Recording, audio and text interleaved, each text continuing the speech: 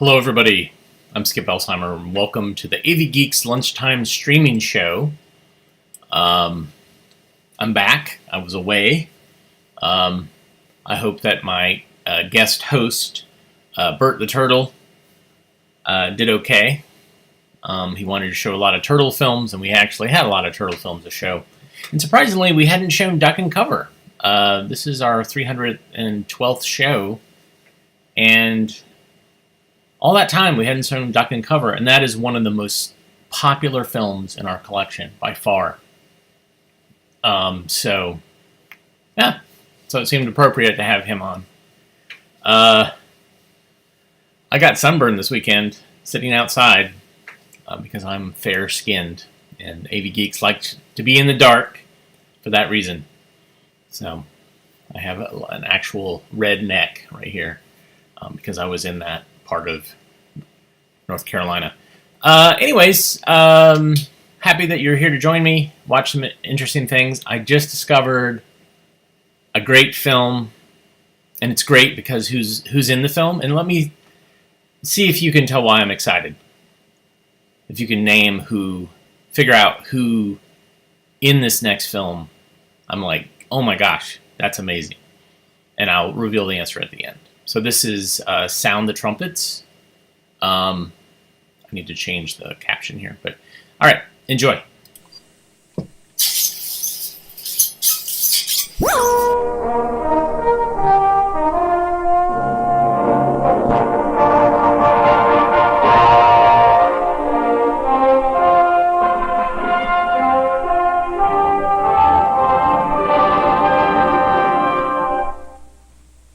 Every age has its Joshuas and its Jerichos.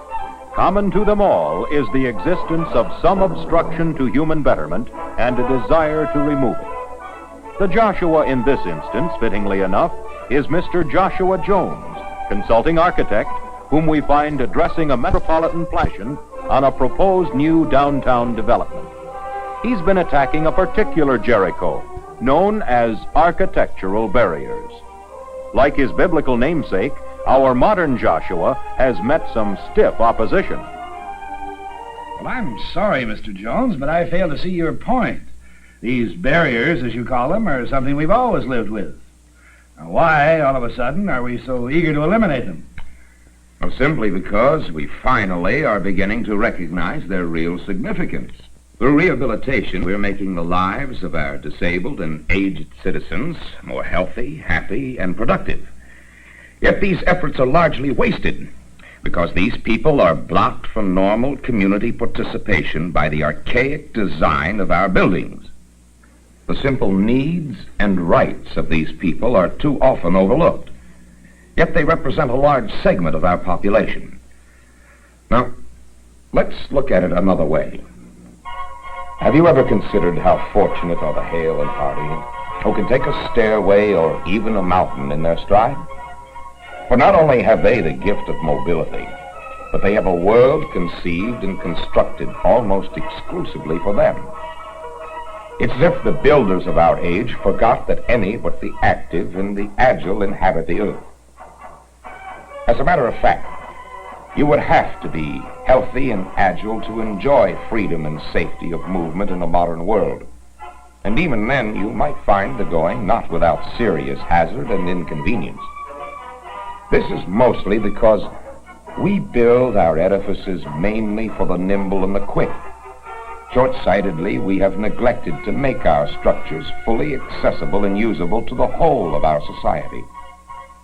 So acute is this surprising oversight that even our ablest citizens aren't entirely free to go their appointed ways without certain difficulty.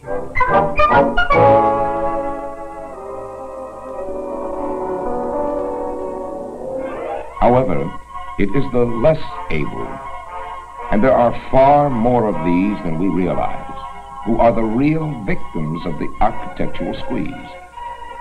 This becomes clear when you put someone just as healthy, but not so agile, into the same situation. Was ever a barrier more forbidding? More than 500,000 Americans in wheelchairs, leg braces, or with artificial limbs, who might otherwise live full and useful lives, while somewhat limited by their disabilities, are severely handicapped by the architectural barriers which hold them back at every turn.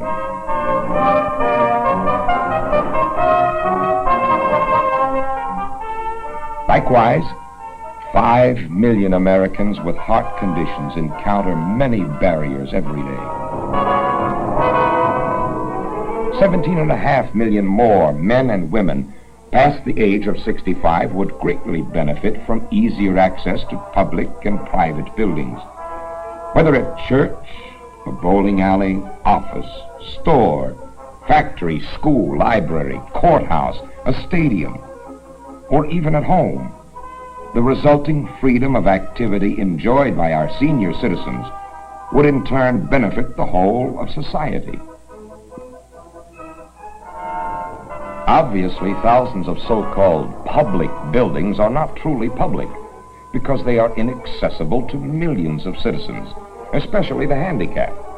There are no signs that read "keep out," but the insidious barriers of thoughtlessness say it far more effectively. And if the handicapped and aged cannot enter buildings, they cannot hope to be educated and trained there, to hold jobs there, nor to conduct their affairs there.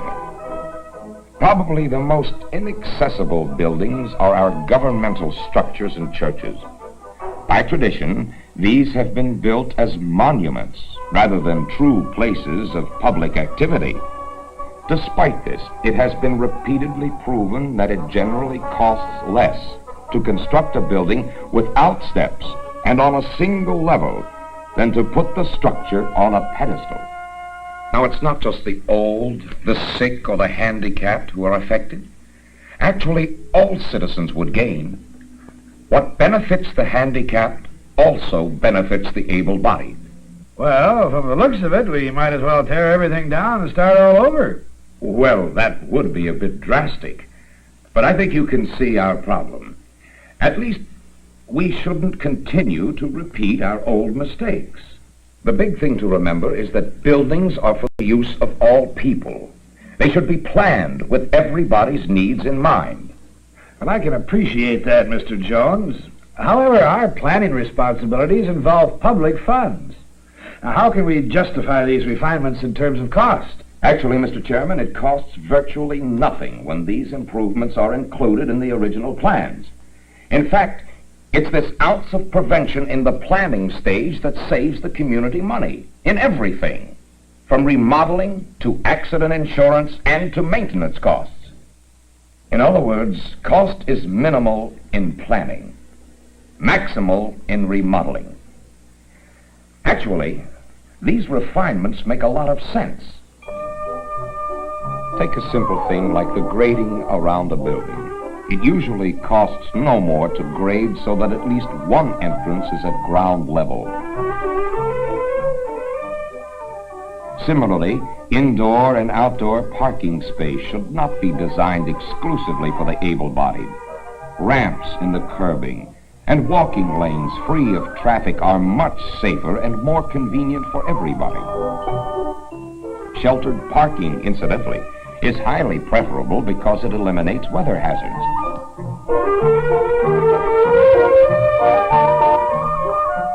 Every building should have at least one good, wide entrance, either ramped or at ground or sidewalk level, with direct access to elevator service. Ramps should be provided where steps or curbs exist. True, ramps accommodate the wheelchair, which in itself justifies them, but they also help the cardiacs and the elderly. The slope of a ramp should not exceed 1 foot of rise in 12 feet of length. The only other simple requirements are a level platform of about 5 feet at the top of the ramp, at least 6 feet of straight clearance at the bottom, a safe, non-slip surface, and at least one handrail, but preferably 2. Where stairs are necessary, they should have round-nosed risers of uniform height which are never higher than 7 inches. Now, why do we have revolving doors, since they are nearly always accompanied by an ordinary side door? They're certainly a costly and needless duplication. The side door, in turn, being supplementary, is often too narrow. This has led to many an instance where a maintenance man had to break down or fold back the revolving door to provide access. Similarly, doors which occur in series without adequate space between them can be a virtual trap. Large, heavy doors are little better if they can be opened only by wrestlers, weightlifters, and football players. And double doors are generally too difficult to open from wheelchairs.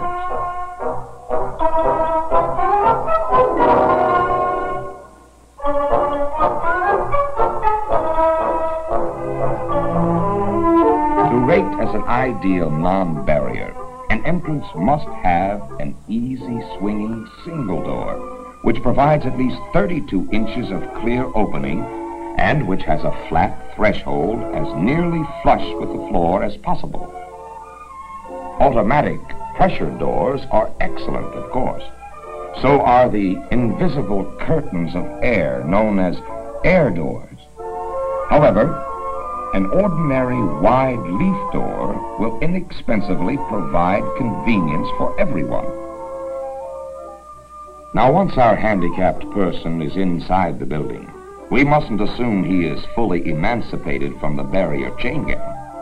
For unless this building is unusual indeed, any barriers he encountered on the outside could be only the prelude to an incredibly difficult obstacle course on the inside. Even a public water fountain can be a barrier, unless it has spouts and controls at convenient height and within easy reach of the wheelchair. Most do not. The same for telephones. At least one phone in every public building should be accessible to all. Remember, most of these things cost no more to do right, provided they're done right the first time. So far, so good. There's an elevator within easy reach, no steps, no sills. The door seems plenty wide, but there's something else. The elevator floor may stop flush with the building floor as it should, but the space between them is too wide. A simple thing. Yet an elevator situation like this not only can stop a wheelchair cold, but it can be a dangerous tripping hazard to heels, toes, canes, and crutches as well. Many a handicapped person has finally gotten into a public building only to find that his troubles have just begun. This is especially serious when the man is employed in the building. What good is his being there or even having a job there if he is barred from the use of such facilities as the restrooms? Here's a barrier that can literally cost him his job.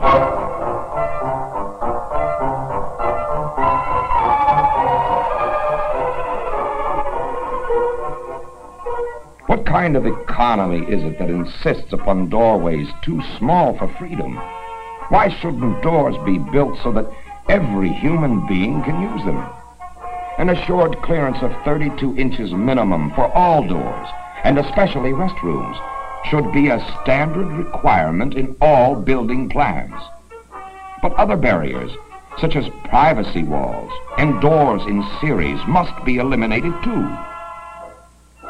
Once inside the restroom, the handicapped person should also be able to find stall facilities wide enough, as well as sinks, shelves, mirrors, and towels at heights convenient to his reach.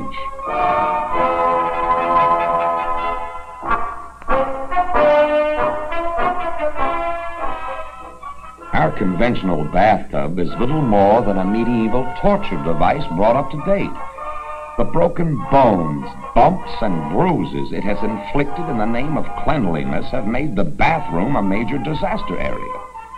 Not only for the sake of the elderly and the handicapped, but for the able-bodied as well, we might at least make handrails and protective non-skid foot stripping standard equipment in all public housing projects. Of course, wide, floor-level approaches to the shower room are essential. Showers are preferred by many elderly people.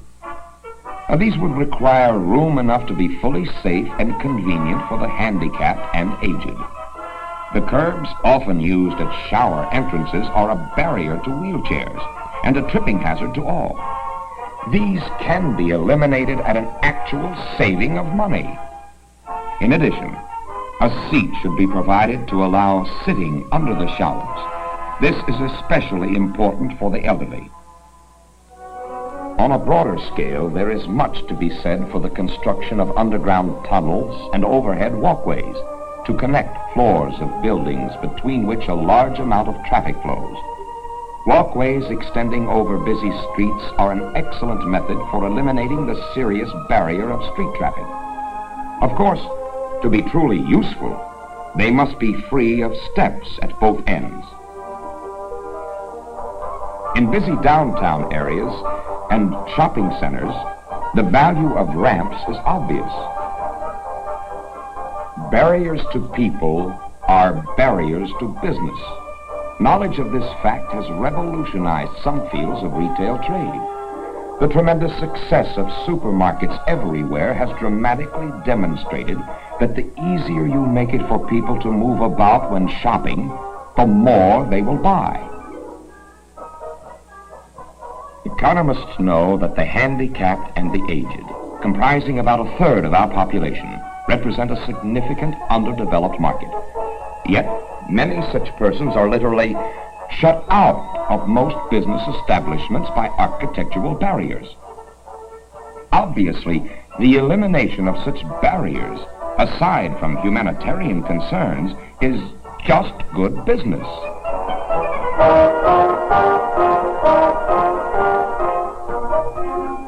Remember the old custom of doctors, dentists, and attorneys having their offices upstairs? Many have had to struggle to survive, never suspecting that long, steep stairway and the number of clients it kept away.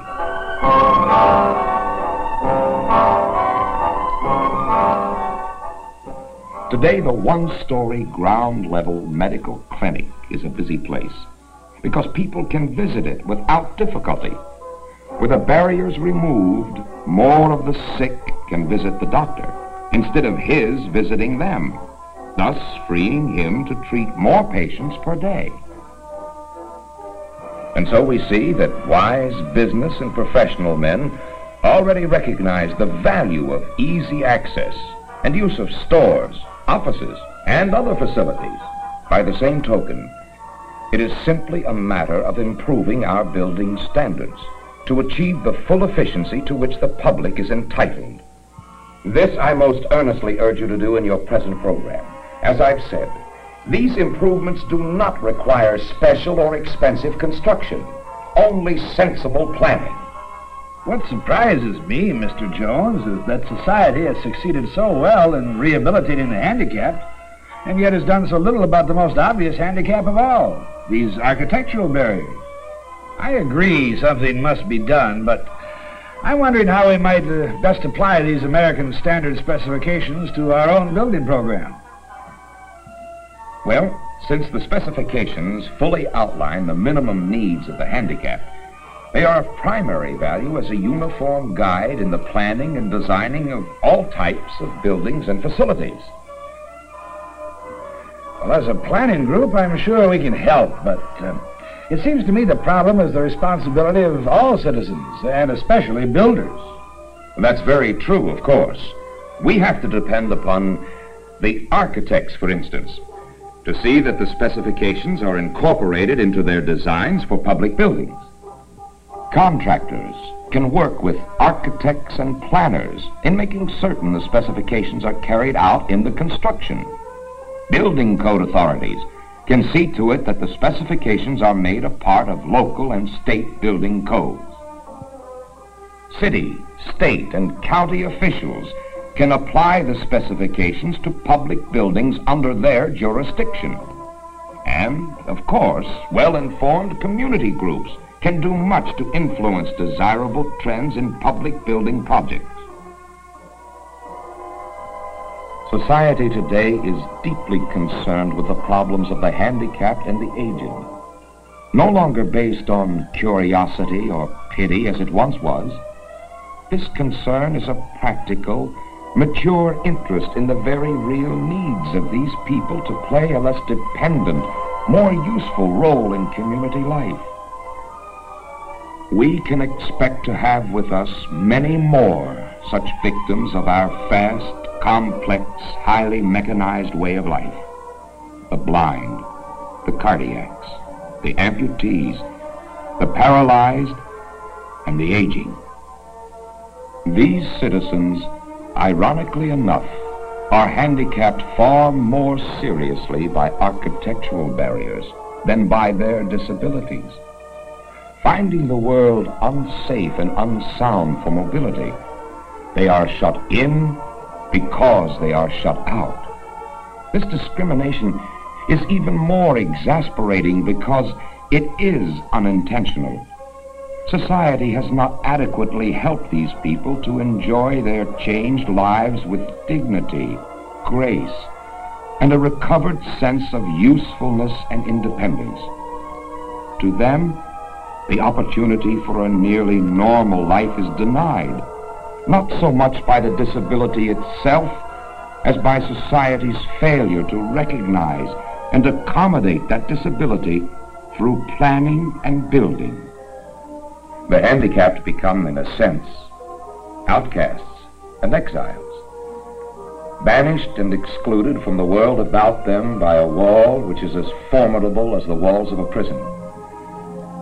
We might call it a sort of Jericho, a walled city which denies full freedom to a large number of its citizens.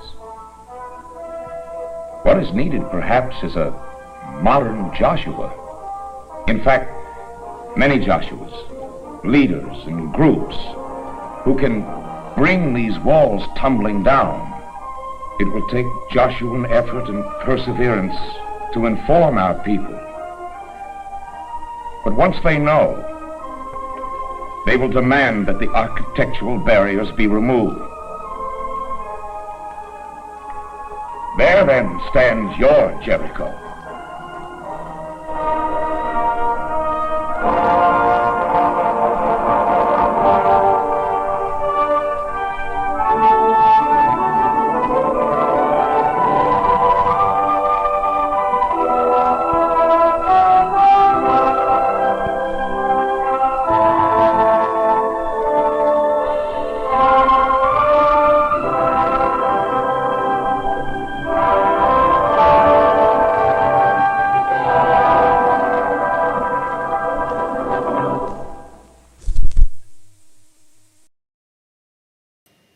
Wow, what a twist at the end.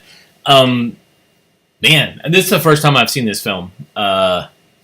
And I was hesitant because it was the Crippled Children's Association was listed on the can, and I was like, it's going to be a downer if it's just a bunch of children in wheelchairs. But it's not. It's adults in wheelchairs. But it's a lot of footage of people opening doors, which is just glorious for me. I really like and people having difficulty opening doors. So that's kind of a visual thing for me that I like. And then, watching the film, the main narrator, the guy who plays Joshua, I was like, that guy, that voice, I know exactly who that is. Because he is featured in 2 films that I have, one of which I have shown a lot. It is part of my infamous avgeeks series, and it would be something that I would probably show because of the subject matter. I would probably try to show this in the much requested avgeeks After Dark show, which I'm trying to figure out a way to facilitate it so that we can have people join and it's not being posted to YouTube or Facebook or Twitch or any of these things. It would be something, a separate thing, like maybe a Zoom or something like that. But I was like, oh my gosh, that's him. And I wasn't sure, so I like clipped the other film that he is known for, and it is him. It totally is him. Now, is he really disabled in a way where he has to use crutches? You can't tell. But his name is notorious. It is Richard Dix, or Dick Dix, and he is from ABCs of Sex Education for Trainables. And here's a little segment of him. Sex education for trainables? Is it possible? Or is it even necessary? Well, let's start with the last question first. Why necessary? Well, we must teach those with serious disabilities that hinder their learning to live as successfully as possible with other people. Now, this includes their sexual behavior. But rather than teach, which is somewhat difficult, it becomes a training situation with as much explanation as they can absorb. And is it possible? Well, through training, they will realize who they are as men and women and what is expected of them in social situations. Sex education for the trainables should be made as simple as ABC. A, awareness of their bodies and their feelings. B, understanding the simple mechanics of reproduction. And C, training in responsibilities and appropriate social behavior. So let's start with A. What should they learn about their bodies? As much as they can. Now, the ideal situation is a one-to-one basis. But if this is not possible, the group should be kept very small and include only those who will pay attention.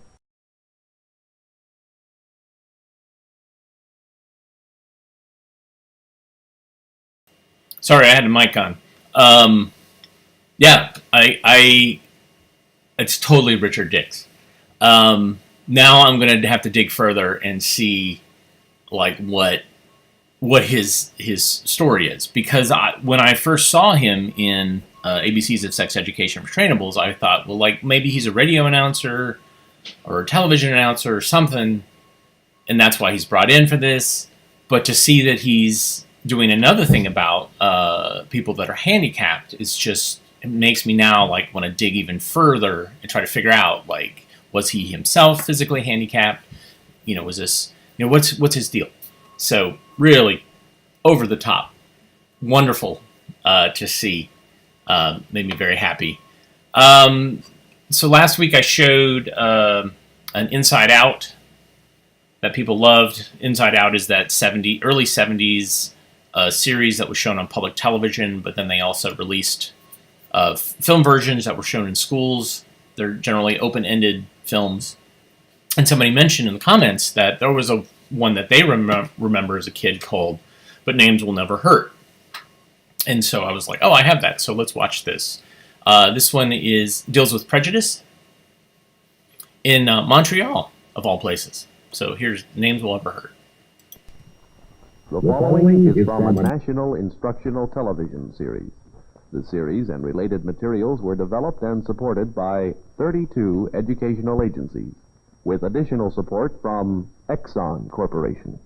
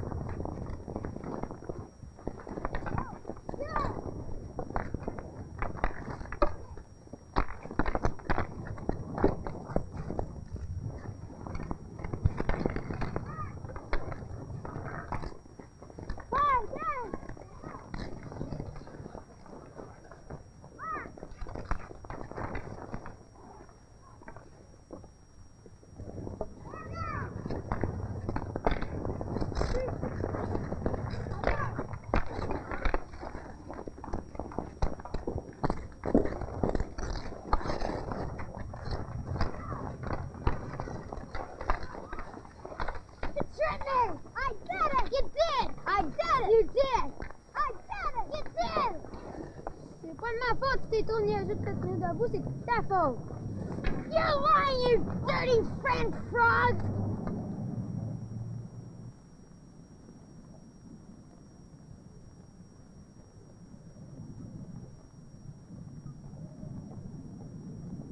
What'd you call me that for? I don't know. Grown-ups do it.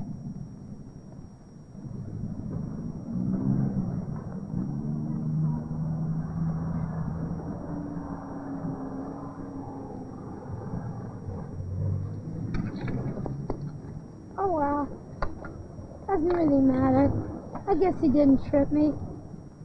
Where's he going? He quit.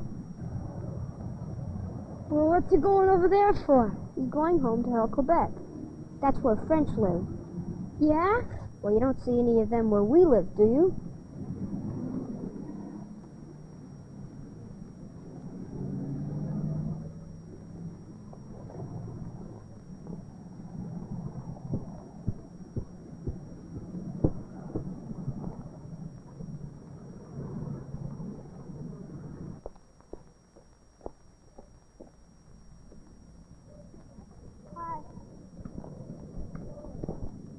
Hi, Mark. How are you today?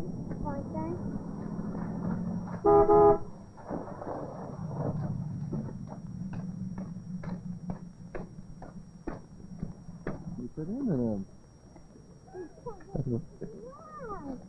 Hi, Miss Boyce. How's your husband today? Oh, much better. He's getting better. When is he coming home, do you think? Probably next week sometime. Oh, that's super. Hey, Mom. I'm home. Hi. Hi.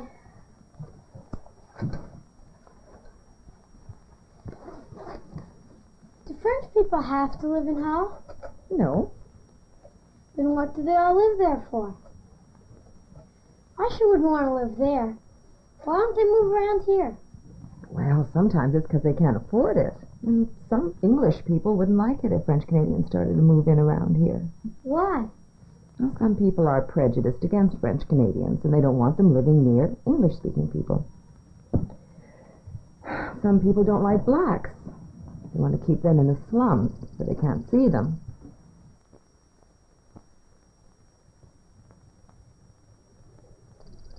And some people want to keep Indians on reservations, away from other people. And some other people don't like other nationalities.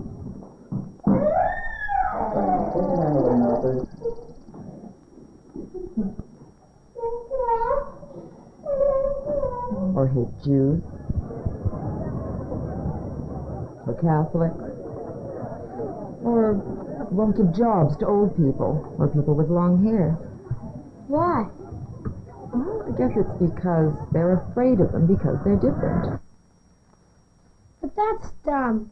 I know Jews and Catholics and Indians. They're just like everybody else. I think so, too. But, Mark, if you're prejudiced, you hate people who are different. They scare you. So you call them names, like frog.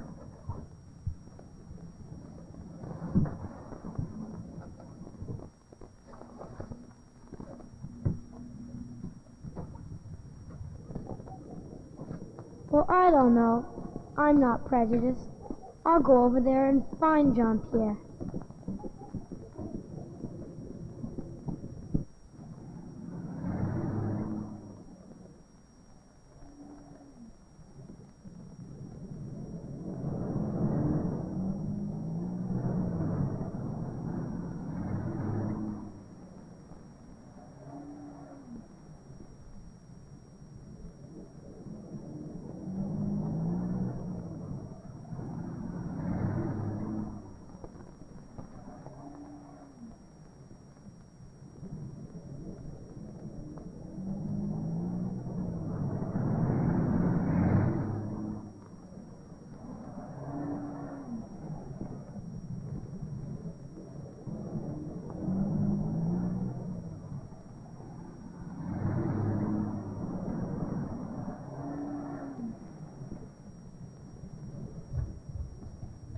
Hey, Jean-Pierre, I was looking for you.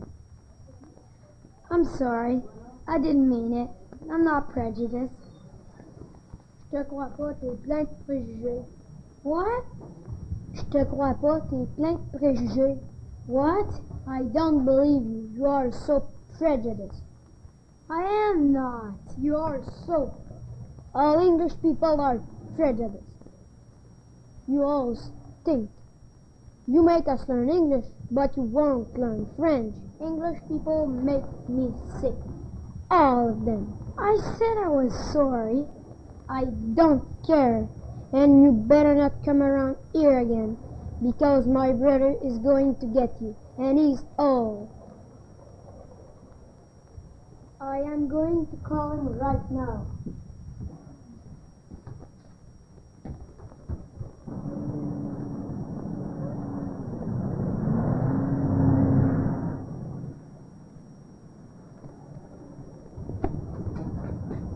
I'm sorry. Oh, ça va, ça va.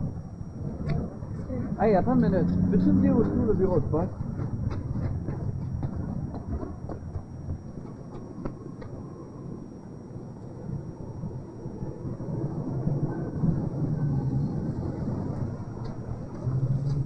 Allô, tu as perdu, hein? Si tu vas, là? Hey, betaal je frais? C'est maudit, un peu frais. Hi, do you speak English? No. How do I get back to Ottawa? No sé. ¿Qué le voy a decir? ¿Qué me van a decir? ¿Van a sacar una película? Oh, film. Do you speak English? Couple of both.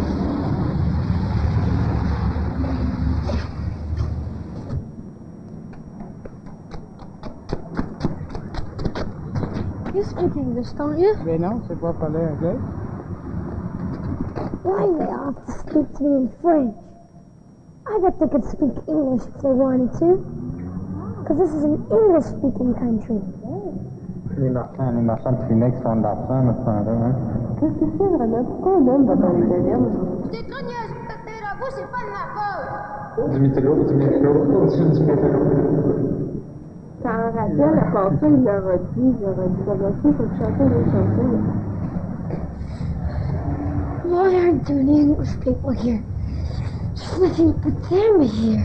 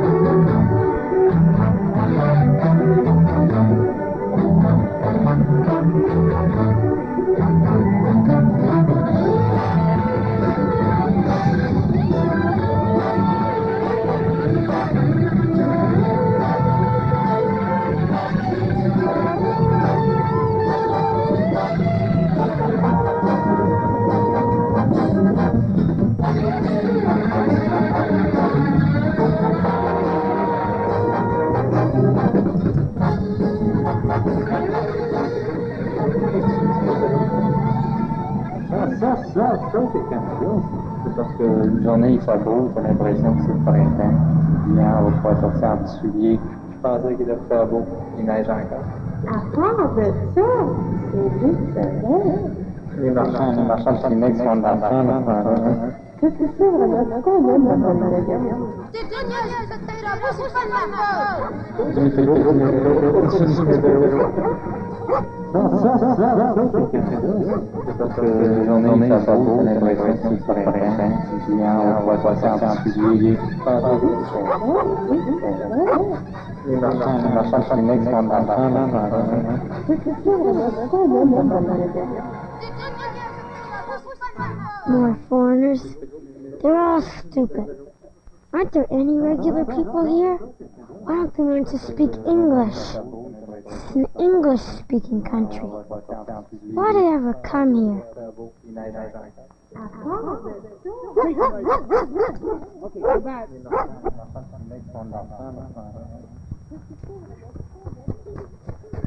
Hey, Mark! You lost? Yeah. You were going to run away. Why didn't you ask somebody? I don't know. I couldn't find anybody to ask. Couldn't find anybody? Look, they are my friends.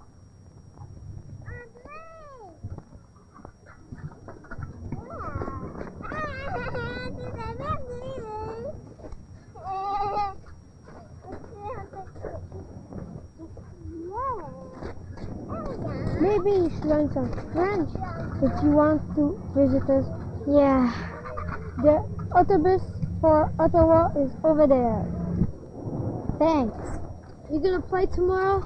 I guess so. Okay, see you later. Au revoir, Mark.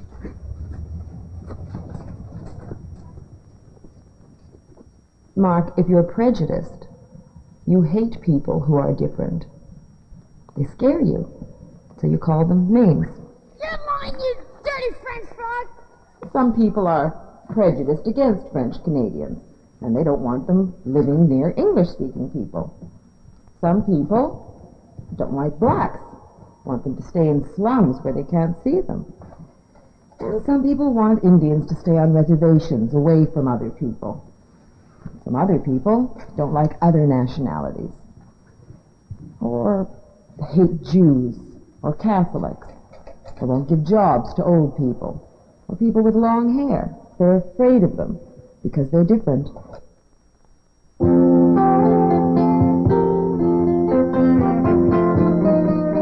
Inside Out is a series of programs and related materials developed and supported by 32 educational agencies in the United States and Canada, with additional support from Exxon Corporation. This program was produced by the Ontario Educational Communications Authority, under the supervision of NIT, National Instructional Television.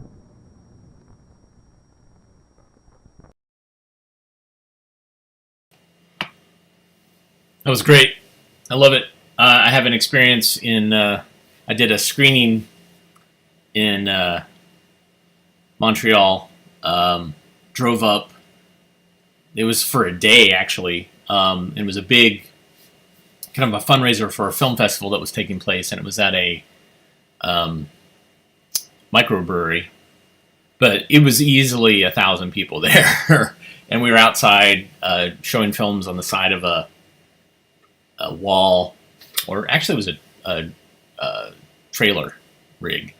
And so I did the film strip where I have people in the audience read film strip, and we passed around a mic. And some people read it in French. It was great. And I basically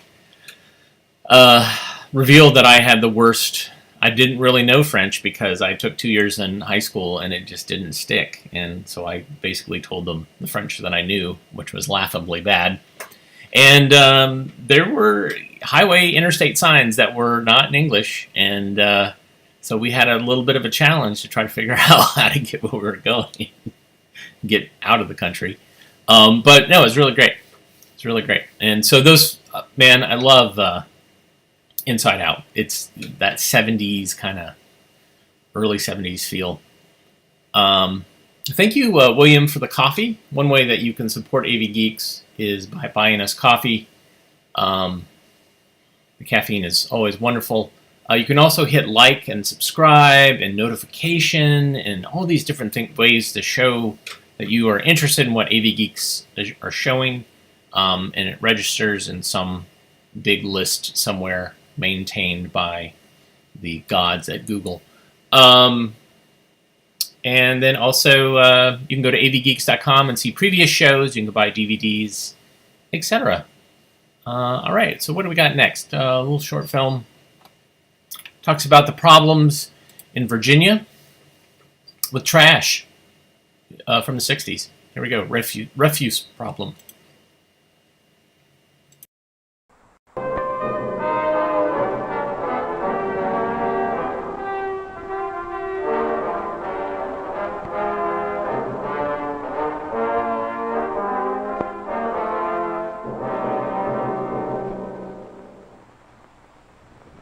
This is a modern shopping center, a symbol of the sedateness of modern living.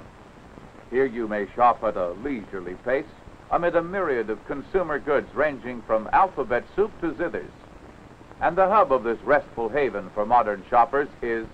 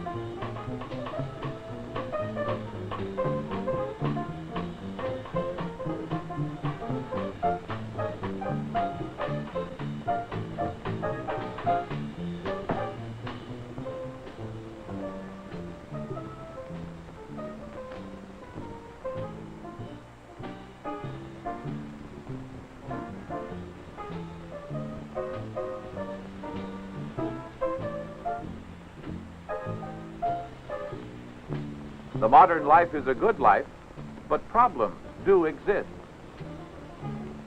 Man has always been troubled by insect pests. Not only are they annoying, they carry germs from filth to your dinner table. But perhaps a large part of the problem is with you yourself. Yes, you. Let's go into your kitchen. After supper, you scrape your plates into the garbage bag. Then you take the full bag outside and deposit it in your garbage can. But look at that mess. Let's start again. And this time, let's do it right. Wet garbage should be wrapped in newspaper to prevent leakage, which attracts roaches and flies. Your garbage bag should be kept in a container, which will also help keep away flies and roaches.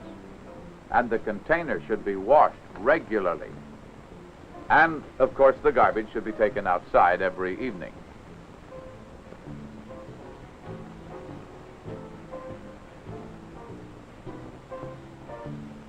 Wait a minute. Your kitchen is all right now, but what about this? This is a mess that must be cleaned up. Let's start by looking inside your garbage can. Those slimy, crawling white things are maggots. They will soon mature into flies that could carry germs to your dinner table. A can eaten by rust allows all sorts of insects and vermin easy access to your garbage. It should be replaced by a sound container. A loose-fitting cover lets odors out and vermin in. All cans should have tight-fitting lids. I hope that your can doesn't look like this after it's been emptied. Your garbage can must be washed out regularly. But there is one more problem. Everyone has had the problem of too much garbage for the cans. Of course, the solution here is simple. Always have enough cans for your garbage. Some elements of the community have their own ideas on what should be done with garbage.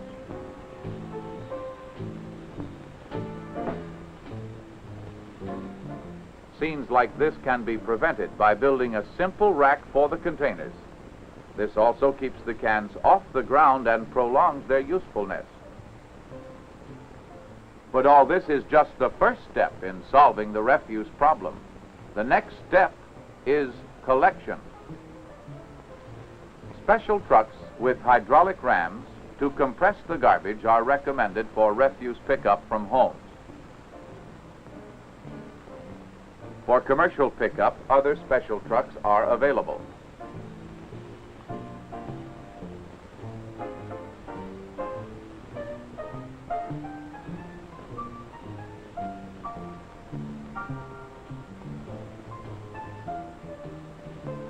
A closed-bodied truck without a packer arrangement is satisfactory but less efficient, while an open-bodied truck is unsatisfactory as it redistributes the refuse over the countryside. This litter, along with that spread by litter bugs, costs the public many thousands of dollars each year to clean up.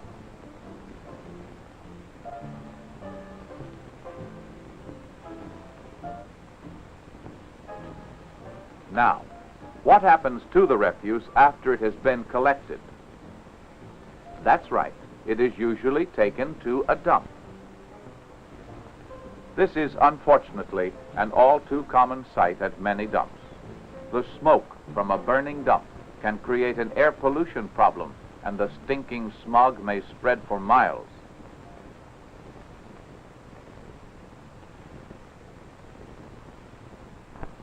In a non-burning open dump, although there is no smoke, there is a pervading, offensive stench.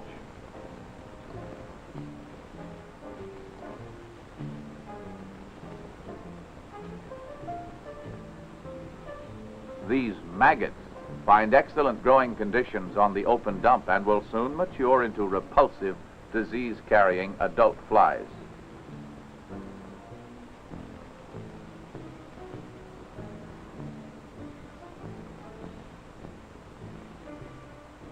Rats find an abundance of food and a good home on open dumps. They too are responsible for the spread of several serious human diseases.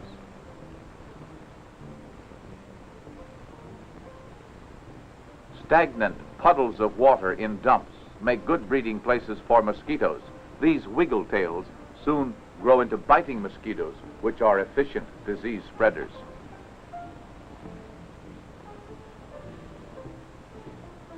Besides open authorized dumps, others just seem to spring up wherever people find it convenient to discard their refuse. Such promiscuous dumps are hard to control, offensive, and a community health problem.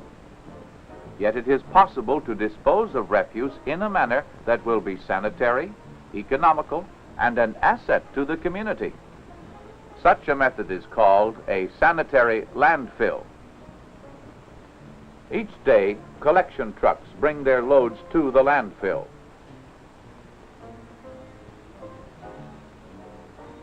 Here they deposit the refuse.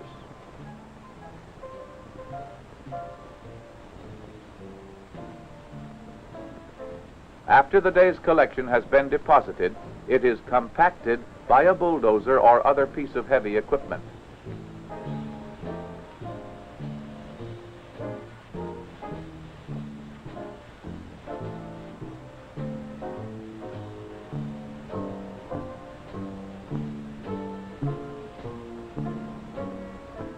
After the refuse has been compacted, it is covered each day with a layer of earth. This seals it off from flies, rats, and other vermin, and eliminates air pollution.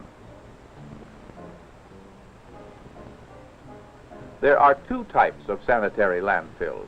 One is the trench method, wherein a trench is excavated and the refuse placed in it, compacted, and covered daily. In the gully or low ground method, refuse is placed and compacted in a natural low area and covered daily with earth obtained from adjoining slopes. A completed landfill cell looks like this and allows reclamation of the land. This housing development is built on what was once a sanitary landfill, as is this high school and the adjoining athletic field, and this shopping center. Where there is no suitable land readily available for a landfill, incineration may become necessary.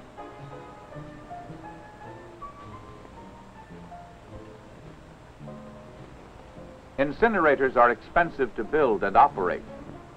ashes and other unburnables must still be disposed of elsewhere.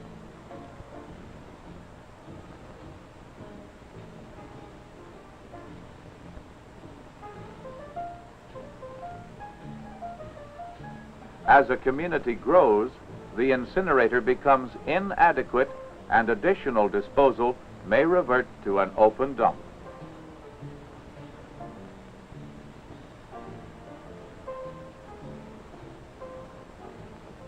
These flies that vomit on your food when they eat it breed well here too. Now, what can you, as a good citizen, do about this? Yes, you. First, make sure that your personal responsibilities are taken care of. Wrap your wet garbage. Empty your garbage regularly and have enough cans with tight-fitting lids in good condition. And keep your containers clean.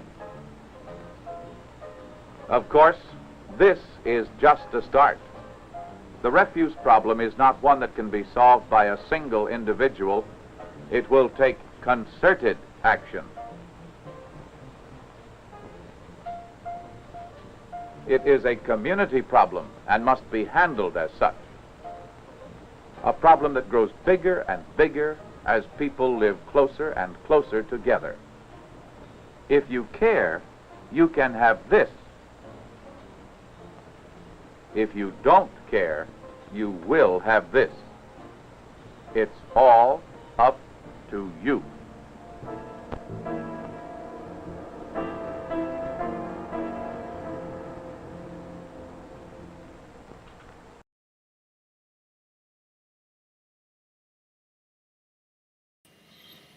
That was some pretty hit jazz playing in the background with all that stinky maggot footage, stinky puddle footage. Really nice. The other thing that's great about showing films like this is that we forget that there weren't such a thing as trash bags.